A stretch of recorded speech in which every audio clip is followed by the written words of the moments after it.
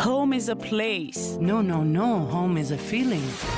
Home is my motherland. It's more where you feel alive and inspired. Well, I think we're talking about the same thing, aren't we? Home is where our story begins. What's your story? Homesick at Home every Friday from 9 to 10 p.m. On Radio Van 103.1 with Ina MK and Rena D. Shot City, I'm coming home again. Good evening, dear listeners of Radio Van. This is Homesick at Home, our English-speaking show. We're on air every Friday from 9 to 10 p.m.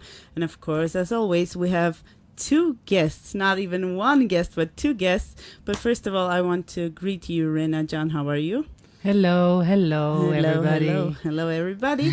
And we're ready to introduce our guests. Tonight, our guests are an educator, entrepreneur, and coach from the Philippines, Richard Dacalos, or Dacalos, right? Hello. Right. How are you? Comfortable on the couch? Yeah, very comfy. Feeling nice? Yeah. Great. And Arpi Karapetyan, who is founder of Cascade People and Business, also chairman of Armenian HR Association, and much more. Hello. Hi. How are you? She's not the first time at our radio, so she feels quite I like the color of the, confident and feels so like you at will home. be back. Okay. So let's introduce our guests first of all. Who you guys are? What do you do? First, let's start from our guests from the Philippines. So, hi guys, I am Dacal. Like you mentioned, I'm an educator, entrepreneur, and a coach. So I actually created a board game. Yeah, we know. Yeah, so I created a board game that simulates what it's like to set up a business. It's called Upstart. And I've been active in the academe for a little over a decade. Mm-hmm. So teaching is really where my heart is, and sharing that with people. But I've also been active in the startup community in the Philippines for a little over 8 years. Good. Wow. 8 So- years? Yeah. When did you start? I mean, you're young. A little over a decade. Yeah, so I'm 31. I'm 31. So he started when he was 3. Okay. Hello to my math teacher. Okay, so you were born in the Philippines. Yeah. Well, I was born in New York. Oh. I was born in Okay. Brooklyn, New York, and I lived in New Jersey for about 8 years until me and my family, me and my mom and my dad moved back to the Philippines. Okay, so our show is called Homesick at Home, and we speak about these emotional feelings when you're home, but you're still homesick. So where is your home? Let's start. I would say it's the Philippines. Even if I was born in the U.S., nothing is like the Philippines for me. Whatever problems that it has, and it always has its challenges, I really do see Philippines as my home. And what do you miss the most when you're not in the Philippines? I think it's the people. I think the people is what keeps me there. Like I mentioned, it can be quite challenging there in the Philippines. We have a lot of problems to deal with. We're an emerging country more than anything else. And we have a fair share of problems. But I think it's really the people and, how warm they are, how, their hearts and how resilient they are. And that's what keeps me there. And that's what I miss the most when I'm away. And you never feel homesick for the States? Not really. What I miss most about the States, I would say, is like my family. Both of my siblings live in New York. A lot of the cousins that I was close to actually lived there in New York. So I think I miss that the most. Again, it comes down to the people. Wow. Okay, let's start from Arpi. the Armenian story. How come is Richard Okay. here? We are like organizing HR conferences each year. So this year it was the 7th one. Actually, we are in the middle of the 7th one because it was the first day of the conference today, and tomorrow we are having the second day. And usually we are looking for interesting people that will come and participate. How come you didn't invite us? Yeah. You know, She said interesting people. Yeah. That's the key word, I guess. Arpi, think about the answer. Okay. I will think it when I will organize the 8th one. Okay, next year. Okay, we'll wait. So thanks to Google, Richard is here because he's very famous. When you do like our story was this, each year were there are different topics of the conference, and this year the topic was gamification. So we're looking for the different solutions in businesses. In Armenian businesses, in businesses of the region, how we can apply gaming solutions to help human resource managers to overcome their challenges. And when you do Google who is in gamification, Richard is very popular there. So that's why he's here. Why are you so popular? I actually have no idea. Very modest. I've been doing this for the last 3 years, at least game-based learning. I guess I'm doing something right. Okay, does modesty help in promotion?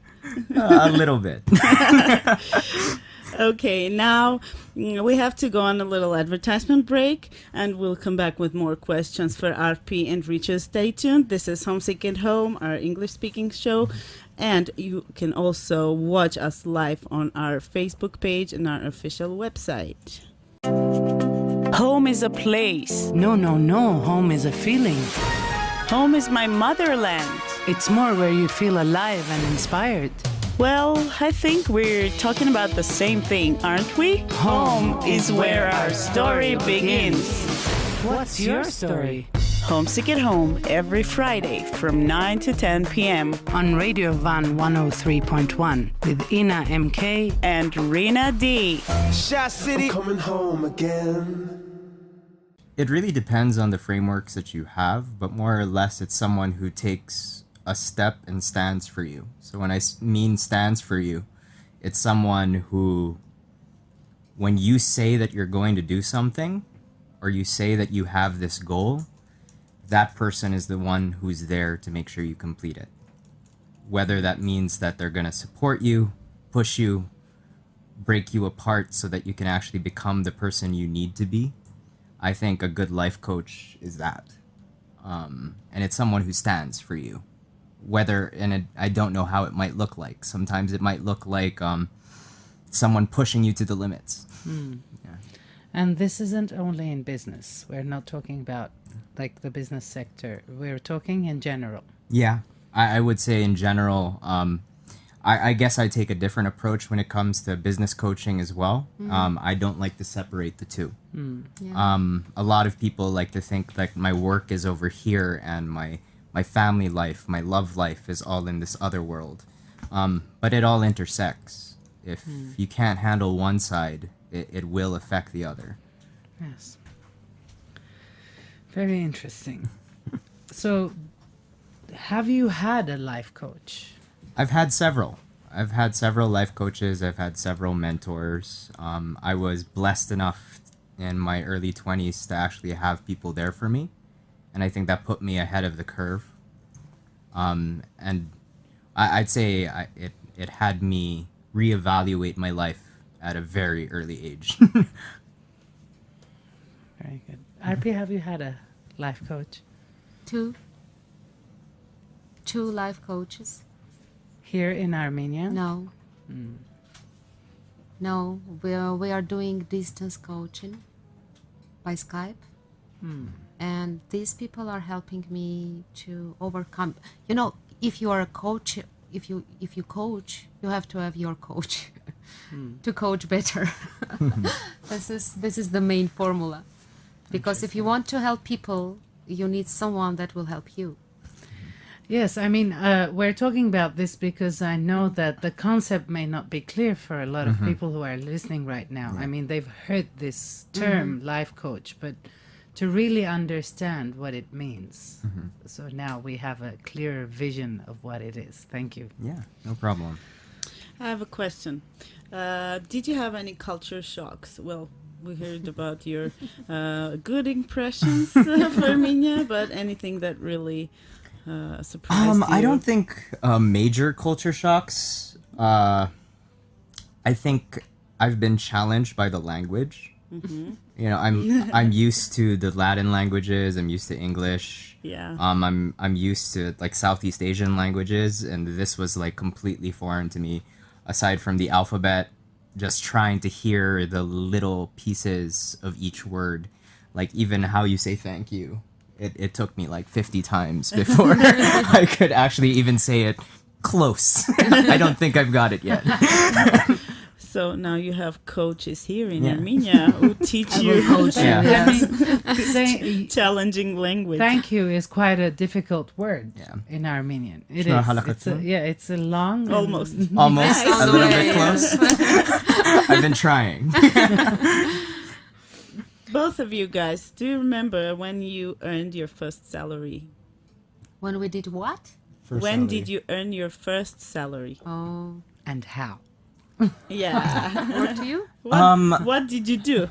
I was, I don't think it was salary. I remember my first paycheck. Okay. It's the same. Like, I've never kind of. been, like, I've always taken weird, odd jobs. So even before I graduated from college, I did freelance writing. So this was back when the online platforms weren't popular yet. And I was just still one of the first people to go on.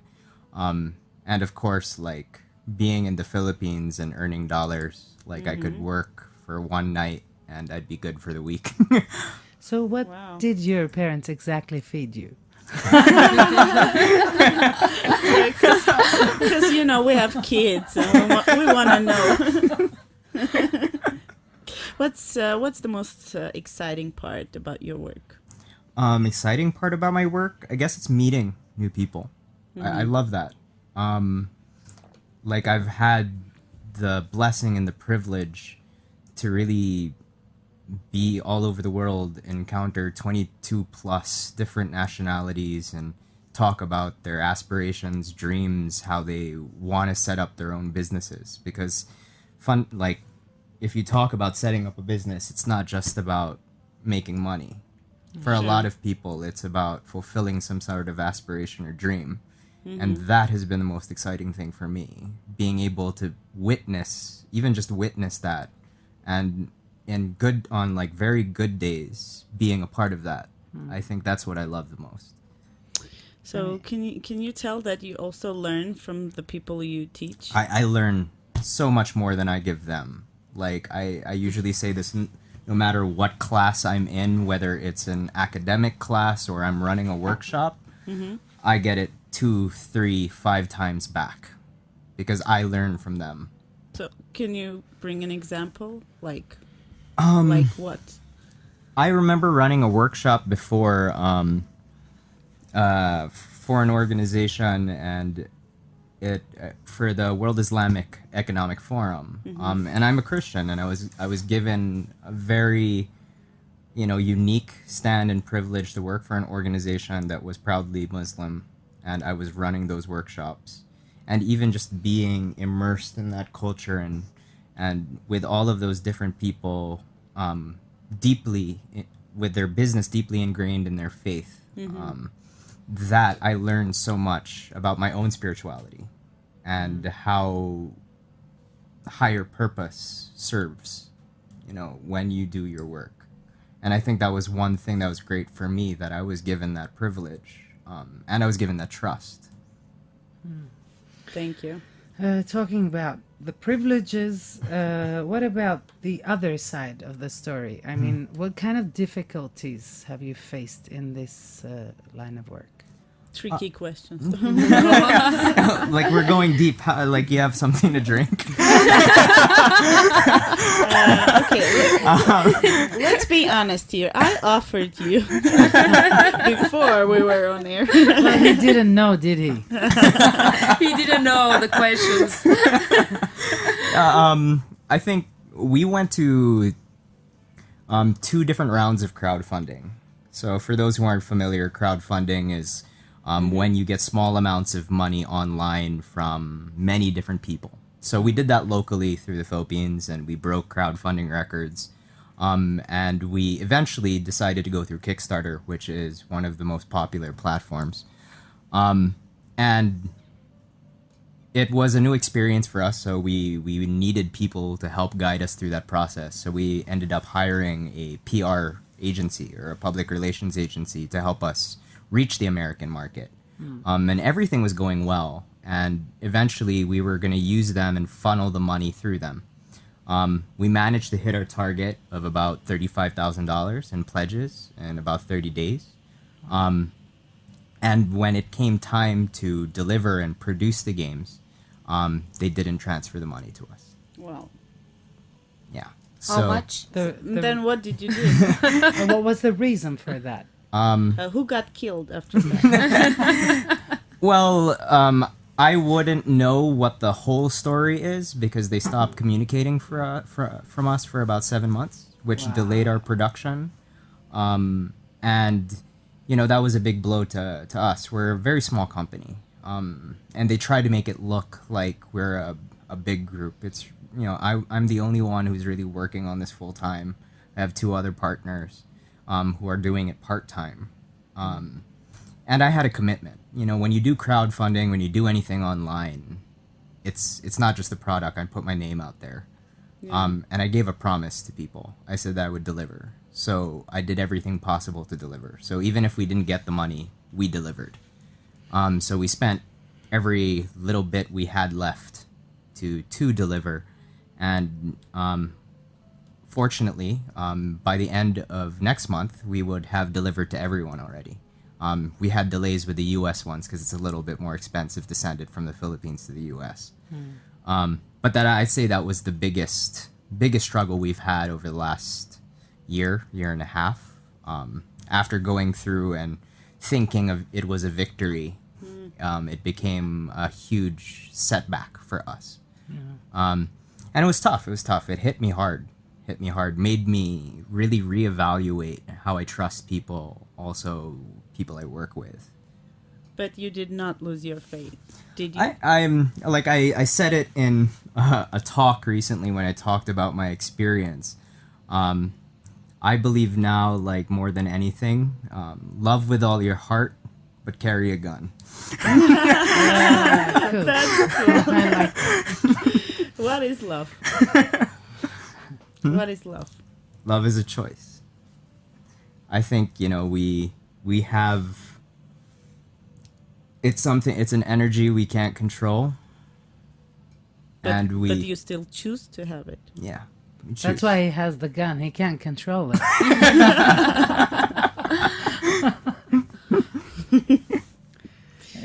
I like that answer. It's a choice. What I mean, as a life coach, Uncontrollable choice.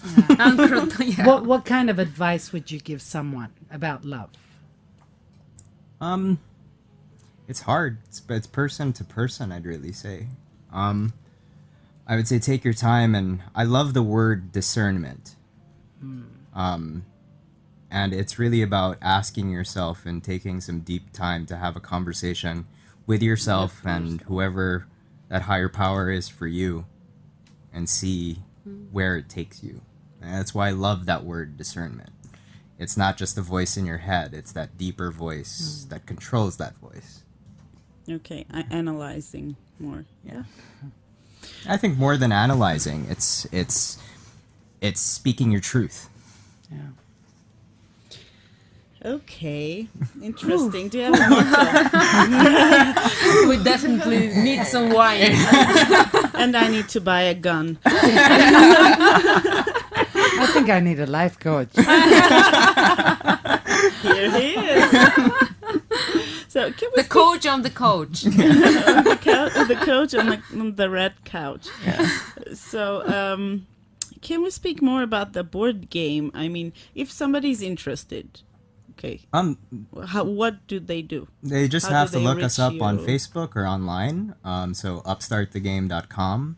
They can find us on Facebook, Upstart the Game. Is it like, can you Yeah, buy so it if you online, message or- on Facebook I'm probably going to be the person who replies. Wow, that's cool. And then so we do sell the game to people who are interested. We still have stocks. So I'd if have you're to double. interested, call now for only $9.99. I brought a few copies to Armenia, so like I have a few that where the delivery cost will be not as crazy as Philippines to Armenia.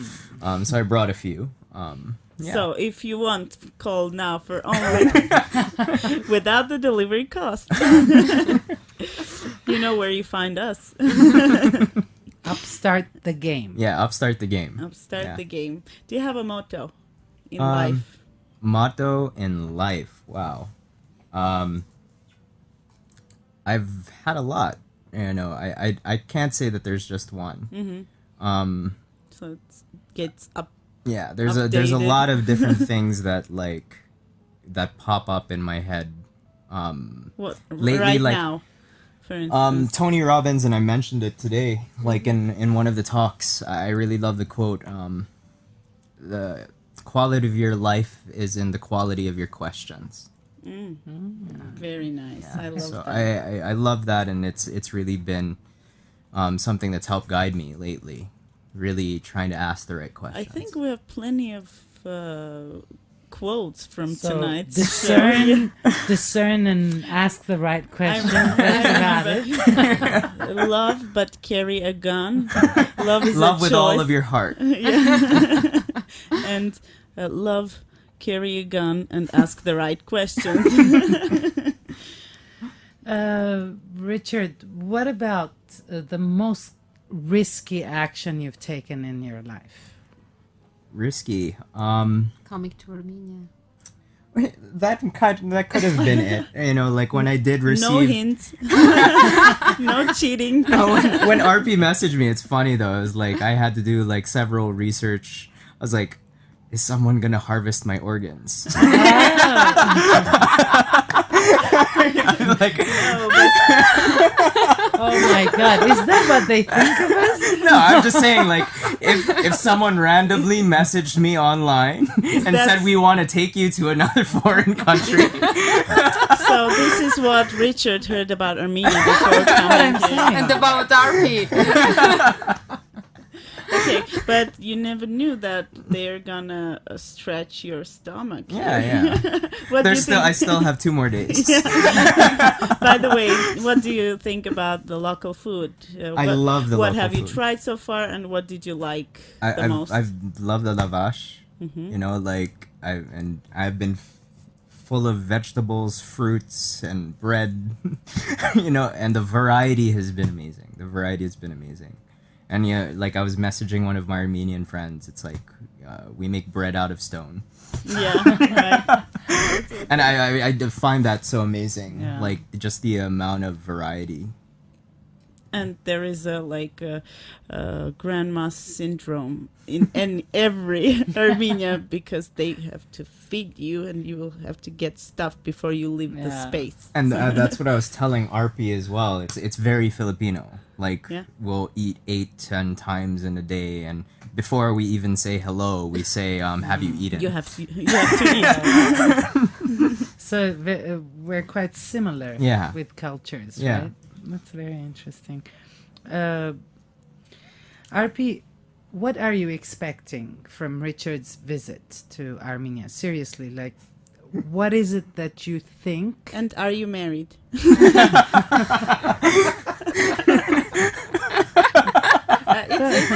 These two questions are We come together. Yes, I'm married. Let me answer the second one first. You know, if we speak general, I expect friendship from this guy. This is the main expectation that I have. I think we are on the way. And if we speak about the Did you get drunk together? Not yet. no, we were on the way, but then we came here, so we didn't start it. Too bad. We didn't start it. That's why he's like not satisfied. Okay, fix it quickly. Yeah. But my expectation is more, you know, if we speak business, my expectation is more people come here and more share their experience from different parts of the globe, more we will learn and more we will develop, because we are very, very close, you know, society. So maybe when we do these conferences, our mission is to bring people that have different point of view on the things that we are doing. So if we take seriously, this is the main objective that we have and my expectation, because we have no idea what Philippines guy is doing there, but we want him to be here and share his experience. And eat lavash. And get drunk. And drink our wine. Richard and Arpi, do you guys have phobias? Phobias. Yeah. Extreme heights, actually. Like, Yeah, me too. I'm Me not too. I'm not necessarily see? afraid of heights, but if there's nothing holding me back and I feel like I'm gonna fall, I think that I'm scared of that. Spiders from my side. Arachnophobia. What about fighting with your fears and phobias? Isn't it like another way to conquer yourself as a leader who teaches people? I was talking about it earlier also, like behind the scenes, like every time I give a talk I'm afraid.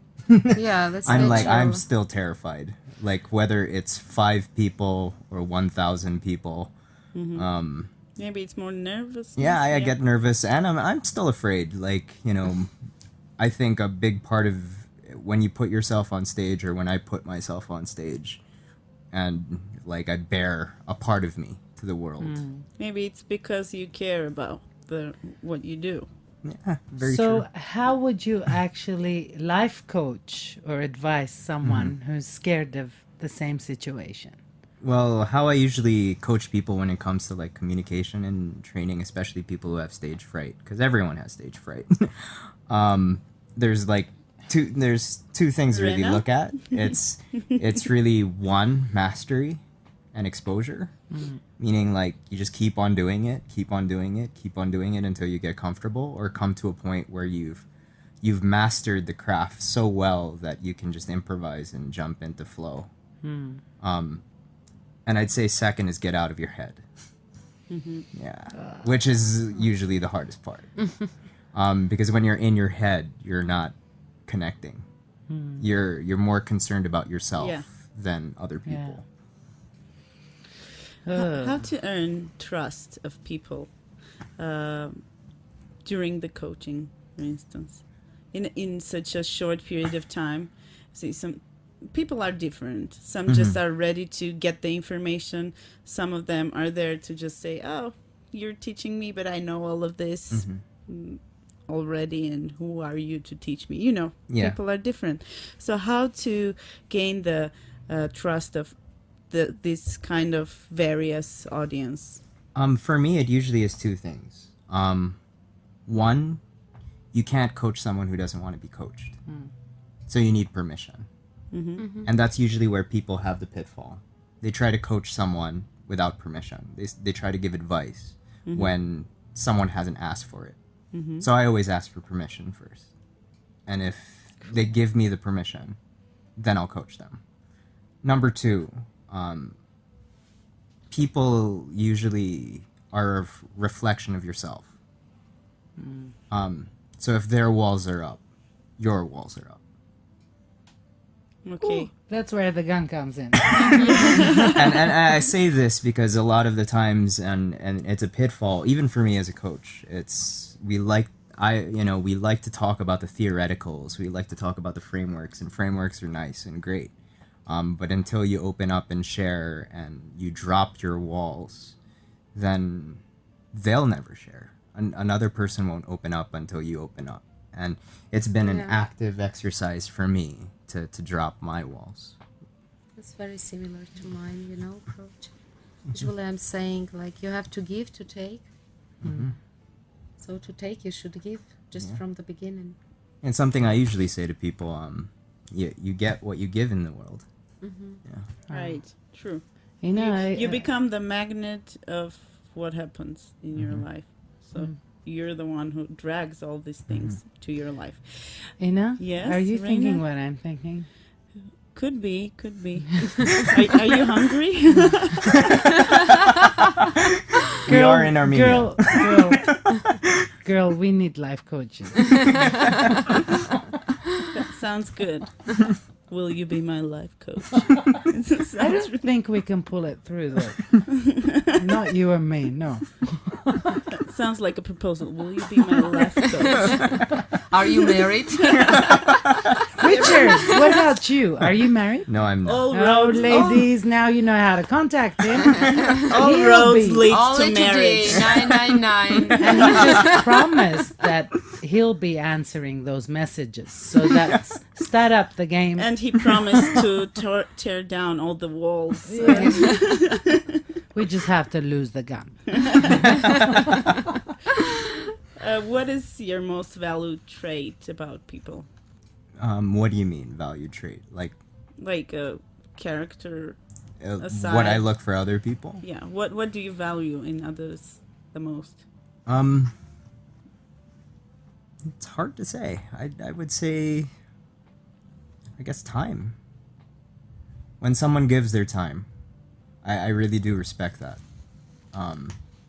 Because you can throw words around, you can spend money, you can't ever get back time. Okay. Yeah. That's why he started very young. It's all about time. It is. You Go wanna ahead. No. You do it. You do it. I value your time, and you know all the thoughts you put in this wonderful show and episode. So go ahead. You actually started that coaching thing right now. Okay, I learned quickly.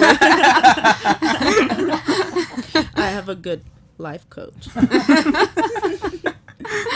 Richard, coaching, what you are doing, teaching, coaching, it's all about change.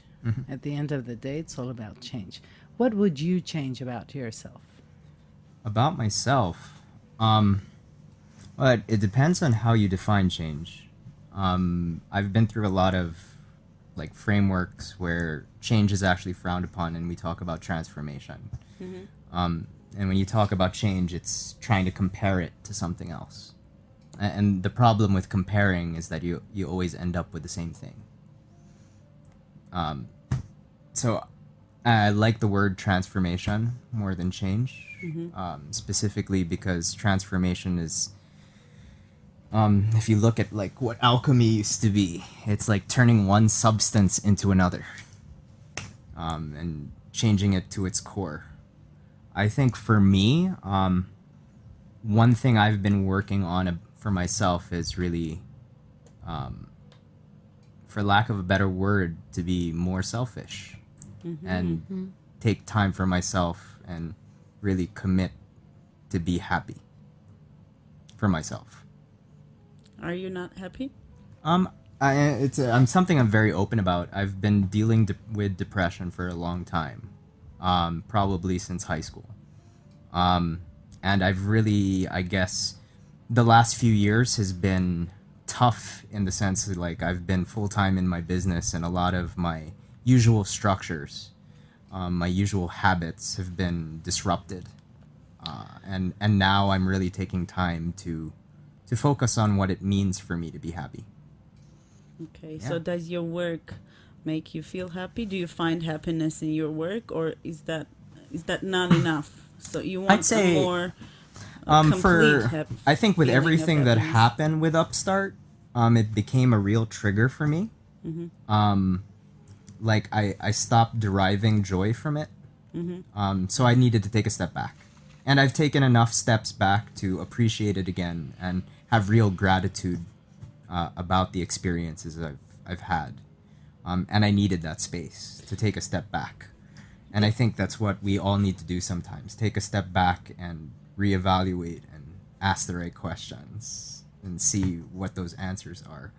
And I think I've taken that time, and I'm in a much better place now. I'm not the greatest all the time, but I feel that, like, right now I'm happy to be here. I'm happy to be in Armenia, and it's you know, and it's been a great experience. And like for me, it's moment to moment.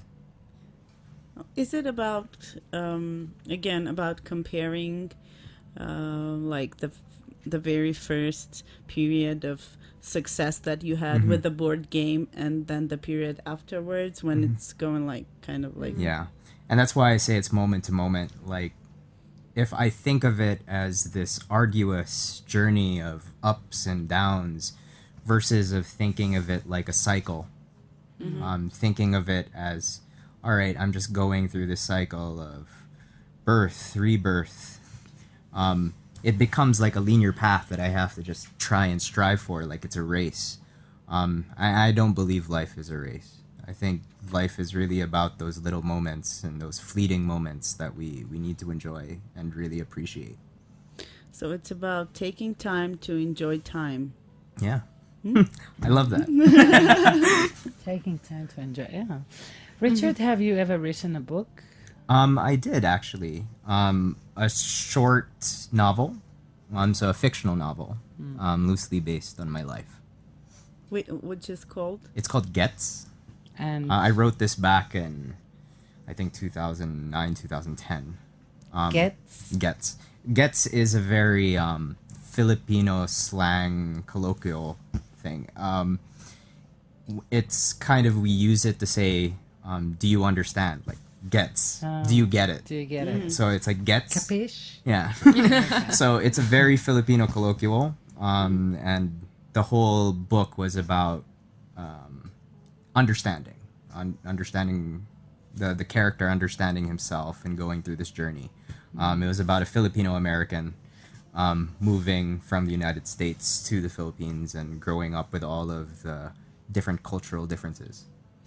Well, thanks a lot for your honest answers. That's really cool because we love to have these moments of honesty in our studio. And Gets, we have an advertisement break. I knew it. Stay tuned. We have another 10 minutes to go with our wonderful guests, Arpi and Richard. This is Homesick at Home. Ina, I thought this was an English-speaking show. Are we on air? Yes. Every Friday night. Homesick at Home. Yes, we're back. Yes, we're back with our guests, Richard and Arpi. And we have a little bit to finish our show, unfortunately. We have a couple of comments. I'll read them out loud. Gaia Seropian says, I like the way he sees his role. Thank you, Gaia. Teresa My Infantado Pamo, if I read it correctly. I want that book. So, Richard, could you please share how can people People purchase can this book? well, people can reach out to me. It's easy to find me on Facebook, Richard Dacalos. And I know Therese, so I'll see her when I get back home. Okay, It's her Teresa, birthday wait. next week, so happy birthday, Therese. Therese, maybe you will get a nice birthday present, like a squared one. Okay, for those of you guys who missed this show, that's too bad. And if you want to catch up, you can later tonight go on and visit our Facebook page, which is Homesick at Home, and our Radio Van Facebook page, also our website, which is www.radiovan.fm, and watch the recording and watch and listen to the recording of our show. And also, if you guys don't have the opportunity to tune in, we're always online with our video broadcasts and also our application, Radio Van. And we have a little time, so, and a lot of questions still left. Yeah. Okay, you wrote something on your Facebook page. May I read it out loud? Sure. Armenia was the first Christian nation. Yerevan was a city that stood before Rome. This trip meant a lot to me. With the boundless places my mind has wandered off to. Can we speak more about these boundless places. I'd say that the last year for me has been a lot of transitions. So my mind and my heart has moved in many, many different directions. And I think me being outside of Manila, and particularly being here in Yerevan and Armenia, has been a blessing. And I think I continued a little bit on that post that it was... yes, I read only the part of it. Yeah, really, I forgot the name of the church. It starts with a K. Just a second. Was it Zoravor? I forget. It was the church on Abovian Street, I think. Yeah. Yeah, so like where the old church stood after the great earthquake, and a new church was built around it. Yeah. And for me, that was very meaningful, because I felt like I've been broken apart in the last 2 years, and it was very, very very apt, I'd say, to see that, and it's that respect of the foundations of the past that and it survived, and it really is still something beautiful built around it, and I look forward to that, and I'm trying to build those blocks.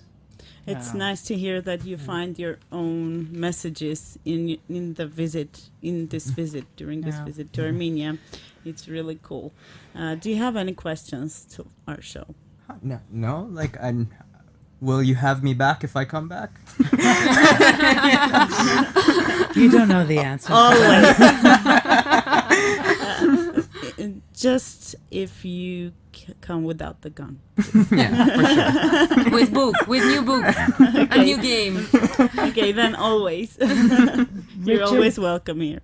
What is the source of your energy? My energy, I would say it's purpose. I feel like all of us have a purpose of why we're here, and it's a duty and responsibility of all of us to really understand what that is. We get bits and pieces of it. I've gotten a few more pieces than most, and I guess that's because of my privilege, and it's recognizing that I have that privilege.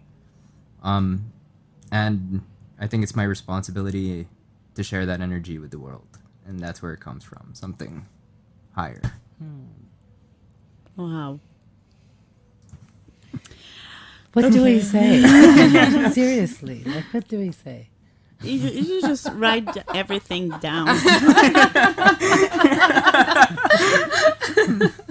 What would you recommend to people who want to be leaders? To be leaders? Yeah, just in a couple of words, like how to start. For instance, people who always dreamt to be a leader in something, but they're afraid to start. What to do? One of my friends and close mentors, his name's Andre, he likes to say this, allow yourself to be led. And I think that's important when being a leader, allowing yourself to be led, whether that is to be led by the people that you're serving or to be led by something higher, like a purpose. Okay, so again, it's about reflection. Yeah. I could hear reflection in everything. Yeah, like... in your philosophy. Yeah, I'd say it's always that balance of being out there in the world and in here and in your heart. Okay, so if you missed this show, you read and watch It's later. It's a must. Quotes and proverbs from Richard Dacalos. Well, unfortunately, we're out of time, and we could keep going and going. I think this is one of the cases where we just enjoyed. Yeah, you gotta come back. We have to our do this guest. again. We really enjoyed you guys tonight, having you in our studio. Hope you did as well. I loved it. And Arpi thank Jan. you, Arpi. Thank you. Yeah, Also, thank I you. wouldn't For be giving here us without this you. opportunity, Thank you giving for- Armenia the opportunity. Thank you for asking the right questions in Google. Yes. We are friends with Google, so This was Homesick at Home. Have a great Friday night. Have an amazing weekend. And we'll meet you again next Friday. Bye-bye. Good night. Bye, good night. Bye.